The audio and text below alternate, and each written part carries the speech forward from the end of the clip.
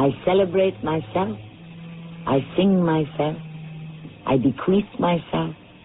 And when I give myself. I dote on myself. And I contradict myself. As you may gather, we are dealing with the self, as Mr. Walt Whitman happened to view it. But the self is the basic core of each person's existence. It is all that he or she truly owns in this world. And yet how little we really know about ourselves. The deepest, the most impenetrable mystery in the whole world gazes back at you each time you look in the mirror. Who are you? I'm a reporter. I want you to tell me your story, Mr. Selby. What did you call me? I called you Mr. Selby. That's your name, isn't it? James K. Selby? No. My name is Pollister. Chadwick Pollister.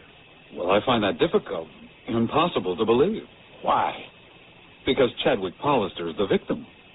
He was murdered. How could you be Chadwick Pollister? And how can they propose to hang me for the crime of killing myself?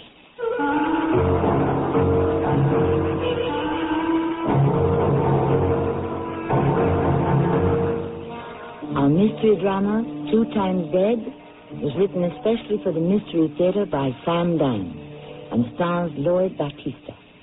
I'll be back shortly with Act 1.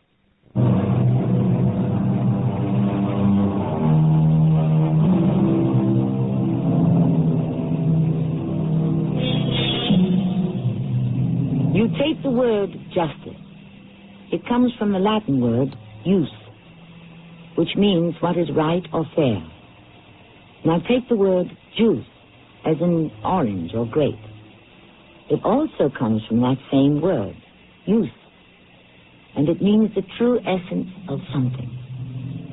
It happens that quite often these 2 words come together, because in many cases, justice will condemn a person to stew in his or her own juice. Well, simmering in the pot for us now is a true story that happened many years ago. The names have been changed to protect whoever still needs protection.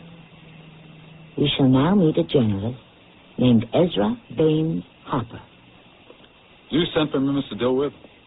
Go to Salinsville. Where's that? I don't know, Ezra. 50 miles west of Syracuse. Why? Who cares about Salinsville? Oh, who ever even heard of Salinsville? They propose to hang a man day after tomorrow. Oh, what for? Murder, I'd imagine. What's his name? I got it written down somewhere. Well, why do I have to go? Oh, well, folks like to read about hangings. Well, why? I guess it's the next best thing to being there. Hasn't there been enough killing? Nope. Seems like there's never enough. Oh, what are you saying? The echoes of the gunfire haven't even died down from the war. President Lincoln's only been dead 3 weeks. All that's last month's news. People have to have a new sensation each day. And if you can't give it to them, they're going to read somebody else's paper. Here it is. A fellow named Selby. James K. Selby. And he's going to hang? For the murder of Mr. Chadwick Pollister. Are they sure he's guilty? Beyond a reasonable doubt. Otherwise, they'd never have come up with a verdict. Ezra, there's a train leaving here in an hour.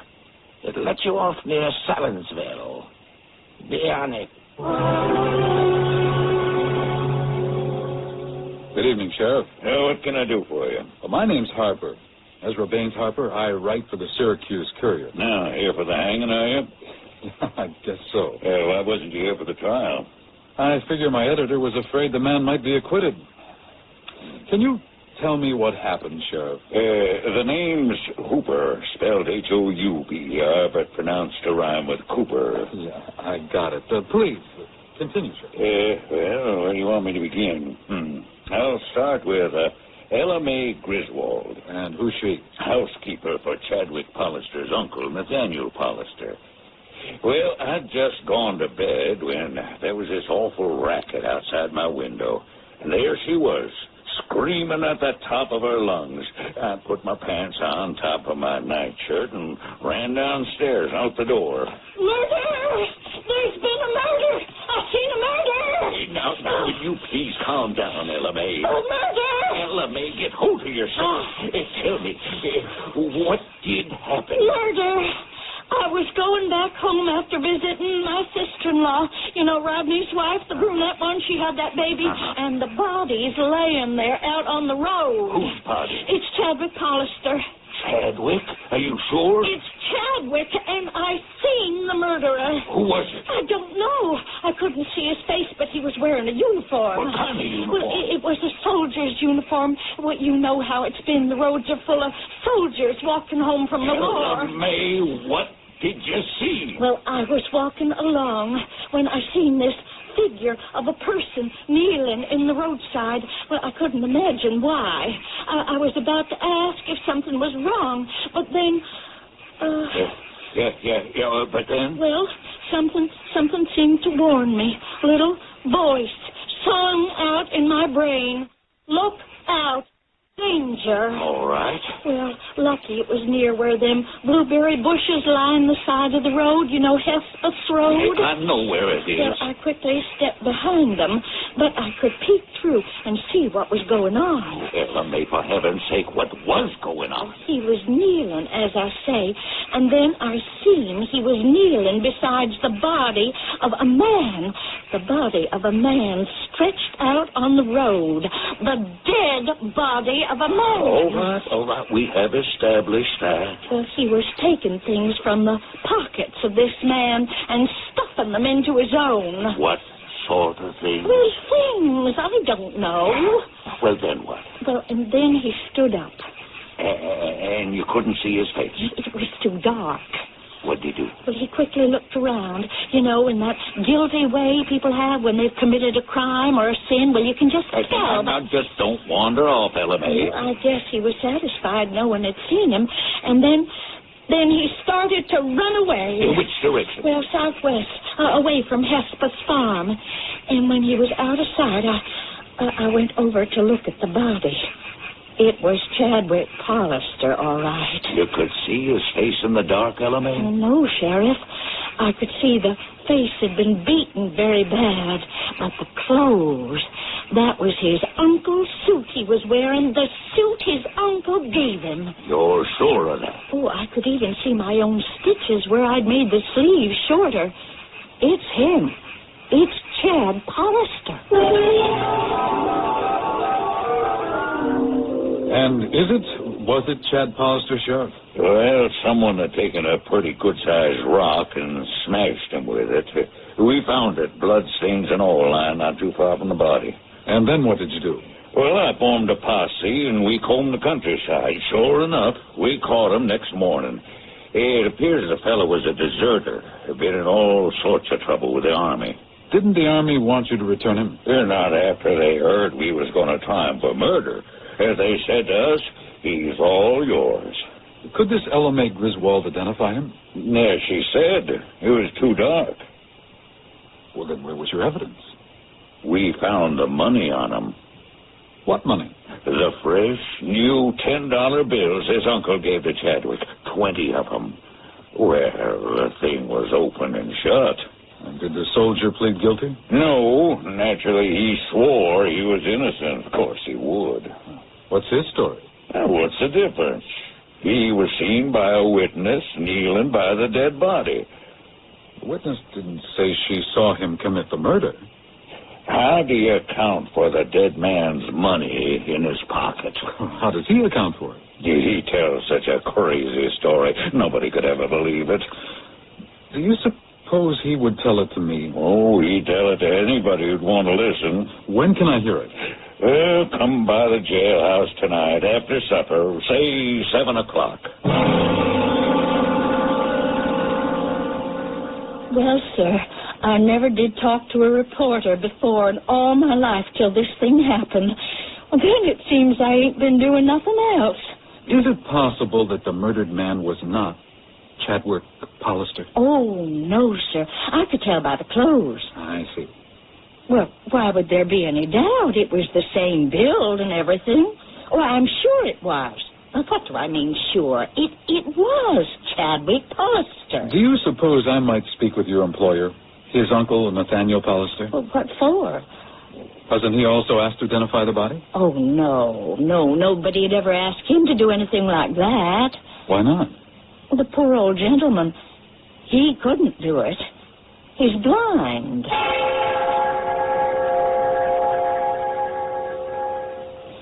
I'm sorry to impose at a time like this, Mr. Pollister. It's quite all right, sir. Enjoy your paper, Courier. Have it read to me every day, especially your articles. Oh, thank you, sir.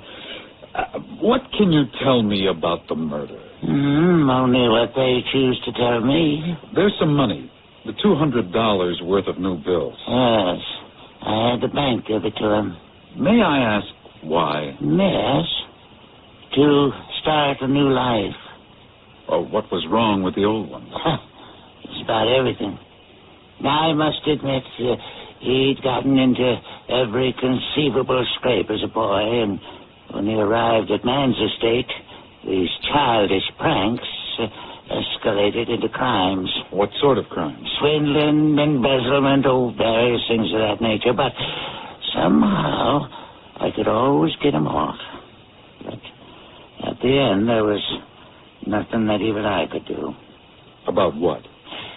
He had a contract to supply beef to the Union Army right here to the garrison at Fort Lafayette. I pulled a few strings and got it for him. But it turns out that he not only short-weighted the commissary, but he also sold them tainted meat. The entire detachment became deathly ill. 2 men died. Oh. Commissioners from the Inspector General's office were due here to investigate, but everything's in a state of confusion due to President Lincoln's unfortunate assassination. And you gave him money to run away? Yes, amounted to that. He's flat broke. Didn't he have any money at all? No, he lost everything. His kind of heedless, reckless gambler is usually flat broke. But this last escapade must have sobered him up. He swore to me that he would go somewhere, start afresh, make something of himself, stop wasting his life. What could I do? You know what they say about blood being thicker than water.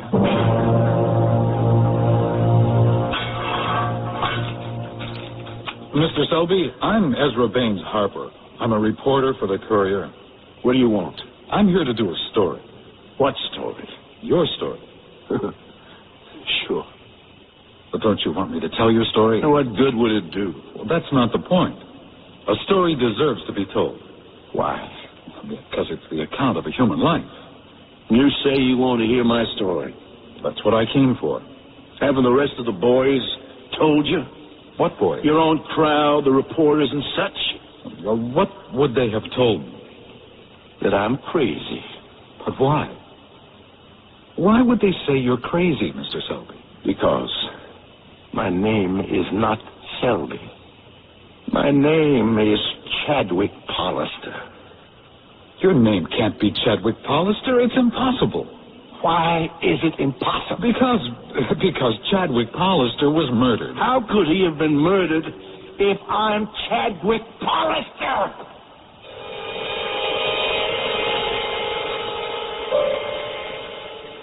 How indeed. Once again, we have a question posed and an answer given. And once again, we have an answer that spawns a host of other questions. For instance, is the man lying? Is the man insane? How is it possible? Well, as you know, most things are possible when we arrive in that special place known as Act Two.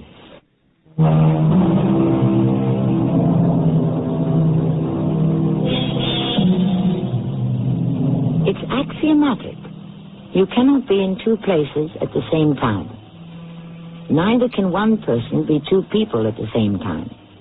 Can you be the murderer and also his victim? It doesn't seem likely. But this world is a strange place. And yet what we have heard so far in a prison cell somewhere in New York State in the year 1865 seems to be, perhaps, a little bit impossible. You say you're Chadwick Pollister. You don't believe me. I neither believe nor disbelieve. To me, this is but the beginning of the story. I don't decide until I hear it through to the end. All right, then. Listen to my story. Maybe if you believe me, you can say so to the governor. And then I won't have to hang tomorrow. Well, for the sake of argument, just suppose this is all some mix-up and you are Chadwick Hollister. That'll save my neck. But your uncle tells me you're in trouble with the government over the tainted beef you sold to the Army. The investigators... What'll they do? Send me to jail? Well, for the rest of your life, maybe. Maybe. That's only maybe. But the hanging the day after tomorrow is sure. And it is certain. And it is definite. Just start at the beginning. How can you be Chadwick Hollister? I was born Chadwick Hollister. Tell me about yourself. All right. Let me say, I didn't lead what a preacher would call an exemplary life. I lied. I cheated. I stole. I may have hurt people. May have? All right. I did hurt people. Then you, Mr. Hollister, if that's who you are, you're a scoundrel. Maybe. But there's no law that says you have to hang because you're a scoundrel. You only hang for murder. And I didn't do that. But you were born into a wealthy family. You didn't have to steal or cheat. Oh, don't you say that. Before my Uncle Nathaniel would let go of $1, the eagle would have to scream for mercy. And you might ask him how he made his money. A pious psalm-singing hypocrite. Why, he skins folks alive. Getting back to you. The family name. He's off the hook. A man everybody thinks is named James Selby hangs for my killing. Why, he can use his influence to kind of deflect the Army investigation. Especially if I am dead. Well, how can he do that? You are a reporter, and you ask how men with money can get to do things? But let me tell you about that beef. I bought it from some friends of my uncle. Can you prove that? I had asked him for some likely sources of supply. He suggested their names. Was there a witness to this conversation? No. It's a pity no one else heard it. Oh, someone else did hear it. Someone else was in the room. Ella Mae Griswold. But you said there was no witness. That's right. Because she wouldn't testify. Why not? For more than 25 years, she's been more than just his housekeeper, if you know what I mean. Well, let's get to the murder. That's the only thing that matters. Well, I knew I was in bad trouble. It wasn't just one of those scrapes. This whole business of speculators who've been robbing the government blind all during the war. People are angry. They want to make an example of somebody. So you went to your uncle and asked him for money so you could go away? And my only thought was to leave the country. Go to Canada or South America or Australia, any place. Well, he gave me the money, and I left the house. I started walking down the road. Then, just below Hesper's farm, I saw a body. A dead body. Lying in the road? Yes. A dead body lying in the road. What was it doing? I don't know. It was the dead body of a soldier. Because he was in his uniform. It looked like somebody had crushed his skull. You couldn't make out his face too well. I looked through his pockets. Why? Well, it was his foresight habit, I guess. I hoped maybe he'd have some money. You know, his mustering out pay. Look, I never said I was an angel. And I found his papers. It was Private James K. Selby, 9th Pennsylvania Infantry. Now, what you're saying is that the murdered man was James K. Selby. I looked at him and I said to myself, perfect. Why should I leave the country? This is what I dreamed of. A fresh start, a new name. I'd go out west. You see, Chad Hollister's dead. I am now James K. Selby. So what I did was I changed clothes with him. It was fabulous luck all the way. Here we were, the same height, the same build. I'm sure we must have even looked alike. This was the hand of Providence. Providence? To cause a murder so you could escape? The type of providence that looks after fools like me. And I want to tell you it's a false and deceptive providence because it leads you into even deeper trouble. I ran away from there. We know that. I had money, my own and his. I spent the night in a tavern on the post road. Next morning, I was about to leave. I'd finished breakfast. A sergeant and 2 armed soldiers came into the place, and they walked over to me. What's your name, soldier? My name? Oh, it's James K. Selby. It is, huh? Yes, it is. I can prove it. I'll show you my papers. Here, just look for yourself. Yeah, you're Private James K. Selby, all right? 9th Pennsylvania. That's too bad. Why is that too bad? You're under arrest. What for? You know what for. Desertion. Desertion? Wait a minute. No, look, really, I'm not James K. Selby. Look, soldier, tell it to the court-martial, tell it to the chaplain, but don't tell it to me. I only know what I read on your papers. Hey, no, you can't arrest me. Are you going to come quietly and nicely, soldier? Or do you want to fight about it? We'll accommodate you either way. Now, hold on there, Sergeant. Who are you? I'm Sheriff Hooper. I see you intend to arrest this man. Yeah, he's a deserter from the 9th Pennsylvania. Oh, well, he could also be a murderer. We're looking for a soldier who killed a man not too far from here last night. Are you sure about that? We don't have a positive identification, but if he's got a certain sum of money on him, that'd nail him. Empty your pockets, soldier. Now, wait a minute. Oh, I can explain. Obey your orders. Well, there you are. $200 in fresh, crisp, new $10 bills. We've got 'em for murder, Sergeant. You sure? That money's all we need. Now, you suppose you could let me have 'em? Oh, well, we got to him first. Now, who has to know that? We got him for murder, and he hangs for that. I got him for desertion. He can hang for that, too. Yeah, but this is peacetime. It was wartime when he deserted. Yeah, but everybody wants to forget the war. My way, he swings for sure. You know something, Sheriff? I like the way you think. Why don't you take him? Boys, we never seen him. That's what I'm going to tell the lieutenant. Now, let's get us some breakfast. All right, come along, soldier. Sheriff Hooper, you know me. I never seen you before in my life. You know me. I'm Chad Hollister. That ain't possible. Chad Hollister was murdered last night. I seen his body. But you didn't see his face. That's right. You took care of that, James K. Selby. I am not James Selby. I am Chad Hollister. I'm Chad. You've known me all my life. Walk this way, Mr. Selby. This way. And that's exactly what happened. Yes, and that's where your story falls apart. How? It's true that the dead body of the victim could not be identified.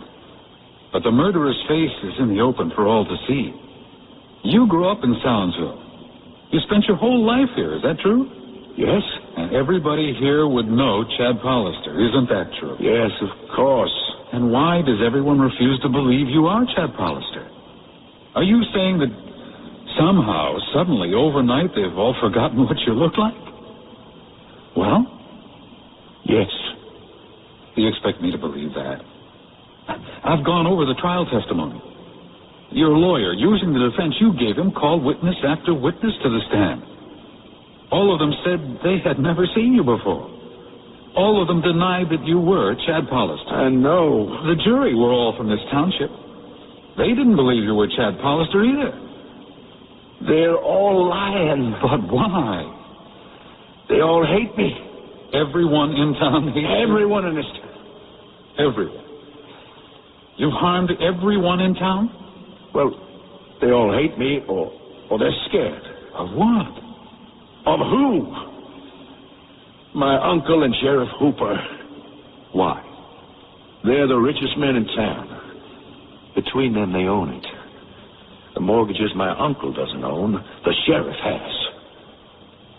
Now, all the farmers sitting on the jury, either my uncle or Sheriff Hooper has notes on their next year's crops. And they pass the word along. What you're saying, then, is that it's a plot. It can't be anything else. But to get a whole town to acquiesce? Please, believe it. It's true. Now, all I needed was to find one person who would testify that I was Chadwick Hollister. And I couldn't do it. I couldn't find even one. Don't let them hang me. Please. Please do something. What can I do? You're a reporter. Think of something. But don't let them hang me. What'll it be? Dale. You must be one of them reporters. How'd you know? You're here for the hanging, ain't you? Do you know Chad Hollister? Sure did. This fellow Selby, who's being hanged for the murder. Would you say he looks something like Chad Hollister? Well, there is a kind of resemblance, but then lots of folks look like. Yeah, well, this fellow Selby, he claims it's a put-up job. I would too if I was him. After all, who wants to swing? Well, he claims that he is actually Chad Hollister. Did you know that? Everybody knows that. And you say that there's no possibility that the man the law claims is James K. Selby could actually be Chad Hollister? None at all. Do you own this place? My grandpa opened it in 1776, the year the Union was born. Been in the family ever since. Of course, we got a mortgage. And who holds the mortgage? Nathaniel Hollister or Sheriff Hooper? Nathaniel Pop. Say, mister, what do you get at? Who knows? Maybe I'm just trying to get the records straight. What record?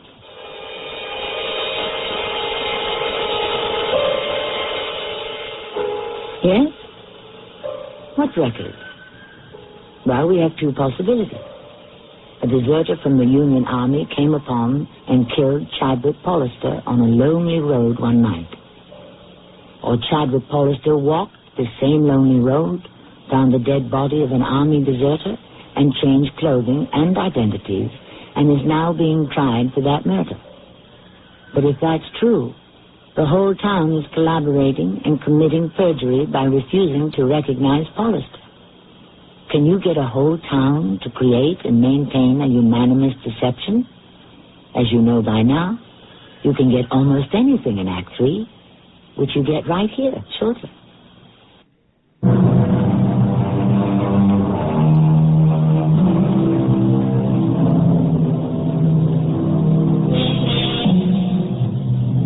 Either he's Selby or he's Hollister.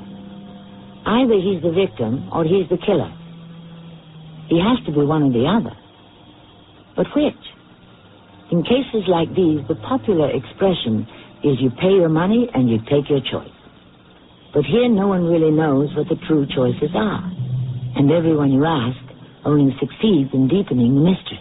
Oh, it's you again, that reporter, Mr. Harper, Ezra Baines Harper. Mrs. Griswold, may I ask you a question? Well, I can't imagine what I could tell you, but feel free. Are you sure the accused murderer... The convicted murderer. Are you sure that he's James K. Selby? That's the name on his army papers. Are you sure he isn't Chad Hollister? Well, how could he be Chadwick Hollister? Chadwick's dead.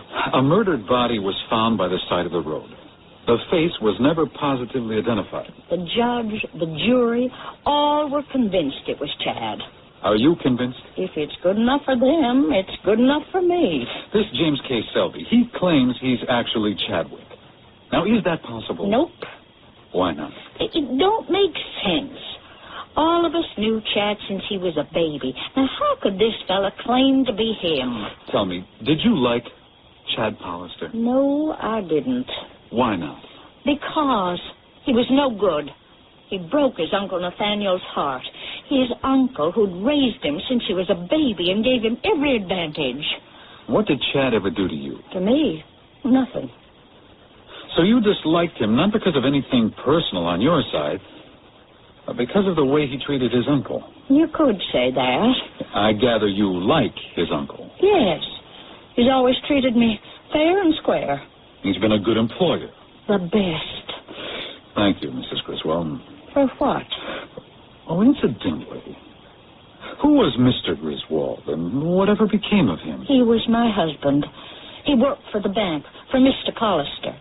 He was dissatisfied. He wanted to go west, to California, but he never had enough money. And then one day, Mr. Hollister agreed to lend him some. I see. Oh, I know what you think you may see, but it was a legitimate business transaction. He gave Mr. Hollister an IOU. Did he ever pay it back? No, poor man. He was killed. An accident in a gold mine. And you came here to be Mr. Hollister's housekeeper. Yes, well, there I was, alone in the world, with nowhere to go, and Nathaniel kindly took me in. He's a saint, that man. Oh, you're not imposing, Mr. Harper. Always a pleasure to talk to someone from a big city. Gives one a different perspective on life. The convicted killer, Selby, swears he is actually Chadwick Hollister, your nephew. Ah, a fascinating speculation. Surely you could set the matter to rest. After all, no one knew your nephew or knows him better than you do. That isn't true. I'm blind, so other people know him much better. Sighted people. Yes, but is it possible? I don't see how. If it were true, you could identify him, couldn't you? The last time I was able to see him or anyone or anything, he was a child. What does he or did he look like as a man? I got no way of knowing. But he grew up in this house. There would be things you and he would have in common, intimate things, personal things. No, things are never very intimate or personal between us. But his voice, the voice of the condemned man, is it the same? The blind have a most acutely developed sense of hearing, or so I'm told. There is a similarity, but many voices really do sound alike. Your nephew, or the man who claims to be your nephew, says that his death would be a welcome way out of a family difficulty as far as you're concerned. That, sir, is a most monstrous accusation. He claims that you have been putting pressure on the townspeople to perjure themselves. I shall not dignify that with further discussion. I must bid you good day. I understand you've been asking a lot of people a lot of questions, Mr. Harper. Yes, I have, Sheriff. They seem to be ridiculous questions to me. But are they pertinent? And am I getting truthful answers? I know what this fellow Selby claims. The jury heard his side of it and didn't believe him. Why do you believe him? I'm not saying I believe him. And I'm not saying that I disbelieve him. What are you saying? I'm saying that I can't make up my mind. If he were Chadwick, Sheriff, you personally would be happy to see him hanged. Hanging's nothing to be happy over, Mr. Harper. Yes, but it would be revenge for his breaking off the engagement to your sister. Why should that make me unhappy? I was strongly opposed to it from the start. But you said he broke her heart, which means she was in love with him. But tell me, did she testify at the trial? Did she? No. Why not?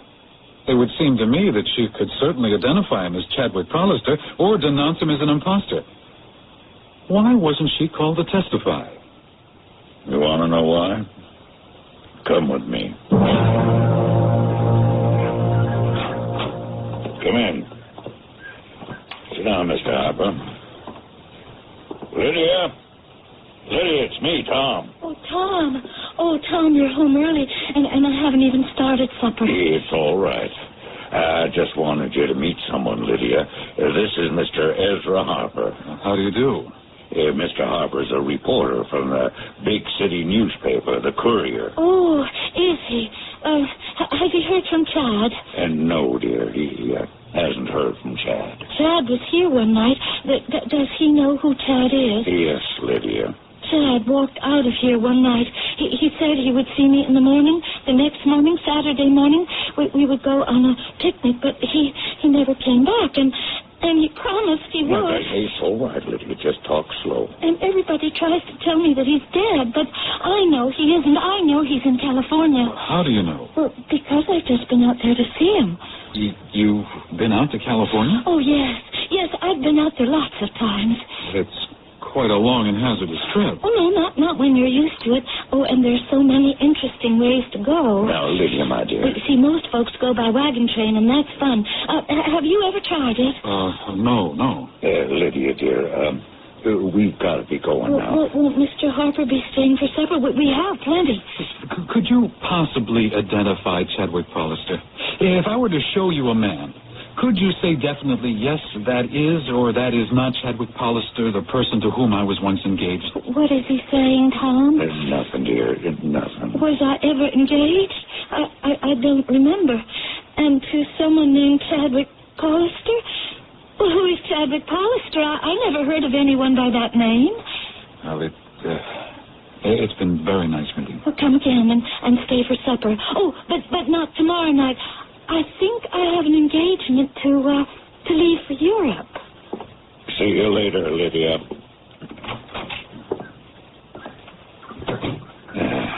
Well, Mr. Harper, now what do you say?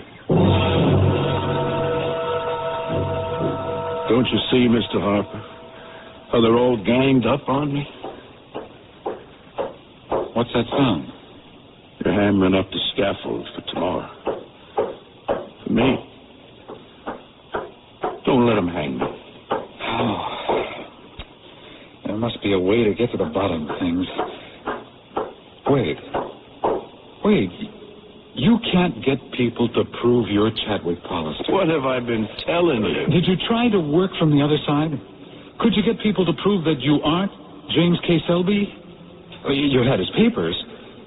Surely they'd tell you where he's from. You could get his friends, family, someone. My lawyer tried that. He telegraphed with the address on Selby's papers. And there is no such place. Selby enlisted under false pretenses. You see, but that proves he was always a criminal. He must have been murdered that night for criminal reasons by people he may have double-crossed. Oh, you can't be sure of that. It couldn't have been robbers. We don't have much of that kind of robbery hereabouts. Besides, whoever killed him took nothing from him. No, it was revenge. Mr. Harper, please save me. Don't let him hang me.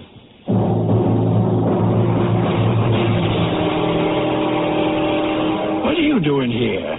The hanging's tomorrow morning, and I want that story. Mr. Dilworth, did you read what I sent on the wire? Yes, and it cost a fortune, too. What do you think? What do I think? Either way, it's no great loss if they hang him. Let's stop it. How can I stop it? I'm just an editor. Wire the governor in Albany. And tell him what? Tell him the whole story. Oh, come on. That'll cost a fortune. It's worth a fortune. To whom? To us. How? We run a big feature. Is justice being served? Why? You've got this big wave building up against capital punishment. Those waves rise and fall. Yeah, but right now it's at the crest. Maybe the governor doesn't want to take a stand. He has to. Whatever he does, he can lose votes. Here's what you can tell him. What if there is a conspiracy? That's the problem. If. No, just follow this. How long can it be kept a secret? Too many people know about it. Something has to break somewhere, somehow, sometime, right? Well, maybe. That's the big word. Maybe. Maybe they'll all come out. But by then it's too late. The man will have been hanged. This way, if he commutes the sentence to life, he hedges the bet. If it comes out that Selby is really Chadwick and was framed, the governor comes out a hero and humanitarian. What can he lose? Nothing, I guess, because there was a last-minute reprieve that next morning. The hanging morning. And Chadwick Hollister, or James K. Selby, was sent away to prison for life. And what happened? Well, nothing. Nobody ever came forward. The governor lost the next election for other reasons. And Chadwick Hollister or James K. Selby kept sending me angry letters. Thanks to you, I am spending my dreary life as an animal in a cage. A fate worse than death. Why did you interfere? Even though I would have been hanged for a crime I didn't commit, it would have been a brief moment of agony, and then I'd be free from pain forever. I can only hope that your uncalled for and unwelcome action has caused you as much distress as it is causing me. I would get a letter like that once a month until 1890 when he died. Mr. Chadwick Hollister or Private James K. Selby. Take your pick.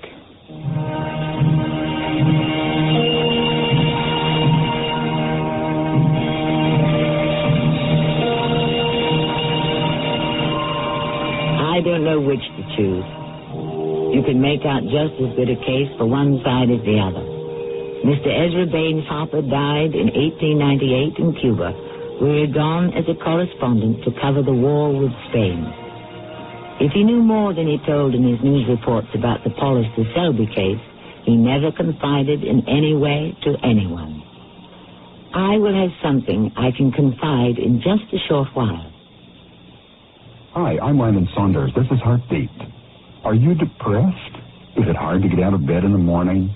Do you look forward to, well, nothing? Perhaps some chain of events, something you couldn't control, has affected your life. Maybe you've lost your job or experienced the death of a family member or a friend. Whatever the cause, you're depressed. You're not able to shake the feeling of gloom that hangs over your head. Well, I've got news for you, and it's good news. There's a way to handle your depression. And here's one idea. Decide that you have the ability to decide what your life is going to be like and how you're going to feel about life. To get more suggestions on how to handle depression, just put the word depression on a postcard or in a letter and send it to me at this address. Heartbeat, Hartford, Connecticut, 06142. Ask for the Depression Plan. It's free. The address, Heartbeat, Hartford, Connecticut, 06142. This is Heartbeat.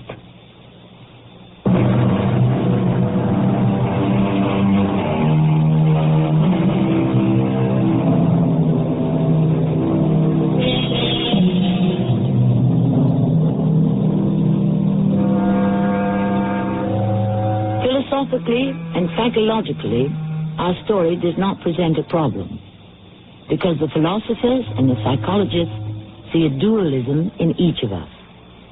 In other words, it is possible for one to be both victim and executioner. How they square this with reality, I cannot say. But it does seem that theoretically, when someone kills someone else, he kills a part of his own humanity as well. So, therefore, it can be said with some justice that no one ever really gets away with murder. Our cast included Lloyd Bautista, Bernard Grant, Ray Owens, and Carol Teitel. The entire production was under the direction of Hyman Brown. And now a preview of our next tale. Oh, but why would they get it all? Unless, of course, your aunt wrote you out of her will. There was no will. Or if there was, Farnsworth destroyed it. Oh, the whole thing was awful. I vowed never to marry, and I didn't. But enough of all this. At least now I've finally received my poor dear aunt's letters. Well, let me give you these photos. It's our guess that this picture here might be you and your... Did I say something wrong? These photographs.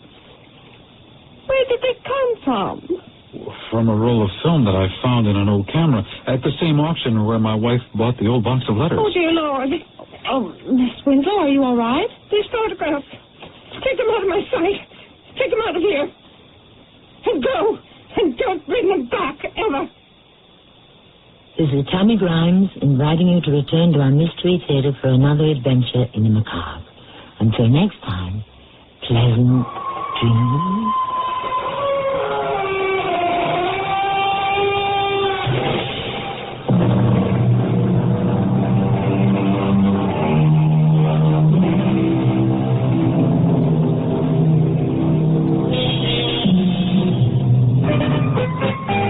Here's some of the top stories we'll be following for you this morning on News Radio 95 as we approach the